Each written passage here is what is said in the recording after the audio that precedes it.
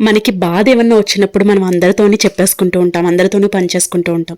కరెక్టేనండి, మనం బాధ పంచుకుంటే ఖచ్చితంగా తగ్గుతుంది. కానీ అర్హత లేని వాళ్ళతో బాధ పంచుకుని, లేదు అంటే దానికి సొల్యూషన్ చెప్పలేని వాళ్ళతో బాధ పంచుకుంటే తప్పకుండా మనం అంతకంటే 10 రెట్లు బాధపడుతూ ఉంటాం. మనం చెప్పుకునే సమస్యని చిన్నచూపు చూసి ఆ సమస్యని వాళ్ళు అడ్వాంటేజ్గా తీసుకుని మనల్ని ఉపయోగించుకునే అవకాశాలు కూడా చాలా ఉంటాయి.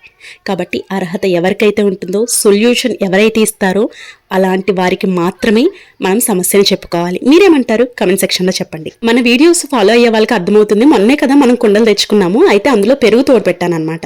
చాలా పర్ఫెక్ట్గా, ఎంత కమ్మగా ఉందో, చాలా బాగుందండి. ఇంకా స్కూల్ నుంచి రాగానే మా అమ్మాయి అయితే మ్యాగీ చేయమందనమాట. ఎందుకంటే ఇవాళ మ్యాథ్స్ ఎగ్జాము, బాగా రాసొస్తే మ్యాగీ చేసేస్తానని చెప్పానమాట. బాగానే రాసిందంట. ఇంకా రాసినా రాయకపోయినా కూడా మ్యాగీ చేస్తానన్నాను కాబట్టి తను ఖుషి అయిపోతుంది. మ్యాగీ అయితే చేసేస్తున్నాను. ఇంతేనండి blog. Thank you for watching.